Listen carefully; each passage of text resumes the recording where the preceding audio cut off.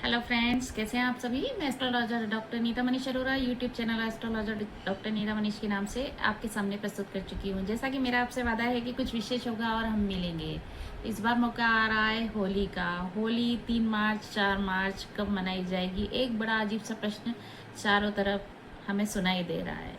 मित्रों, हम सब ग्रहों के अधीन हैं। हमारी दैनिकचर्या, हमारे जीवन के जितने भी 30 त्योहार हैं, वो सब कुछ हमारे ग्रहों के अधीन चलते हैं। भारतीय परंपराएं अगर हम देखें कि दिन क्या है, तो कोई उत्सव है, छोटा है या बड़ा है।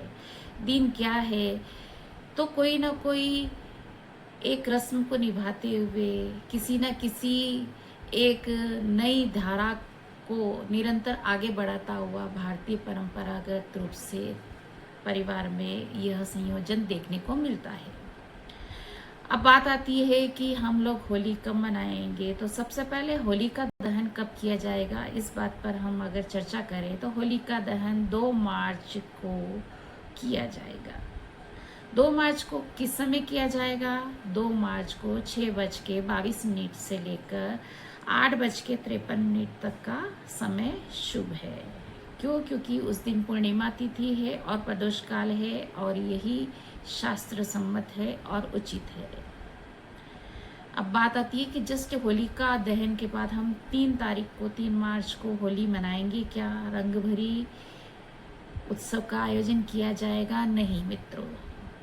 3 मार्च 2026 को चूंकि पूर्ण चंद्र ग्रहण है, और चंद्र ग्रहण होने के कारण इस दिन होली का त्योहार नहीं खेला जाएगा। क्यों? क्योंकि होली का सूतक जो रहेगा वह प्रातः 6:20 से लेकर प्रारंभ होगा, जो साय 6:46 तक रहेगा। तो यह त्योहार मनाने का प्रश्न ही नहीं उठता है। हम सभी ग्रहों के अधीन हैं, जैसा कि मैंने आपसे कहा है, और चंद्र भी एक ग्रह माना जाता है, और हमारे यहाँ पर परंपरागत रूप से चंद्र के रूप में चंद्रमा की पूजा की जाती है। और दैनिक दिनचर्या हो या पंचांग हो या हमारे जीवन का सोमरस हो, सब कुछ चंद्र के अधीन है। तो अगर ग्रहण वाली स्थिति बनी हुई है तो हमें यह उत्सव, चूँकि उत्साह, उल्लास, उमंग चंद्र ही देते हैं जीवन में, और यदि वही ग्रहण के कारण उस दिन ग्रसित हैं, तो हम कैसे उस उत्सव का आनंद हमारे लिए हो सकता है। हमारा शरीर जो है ना, उसमें जो वाटर एलिमेंट है वो पूर्ण चंद्र के अधीन है।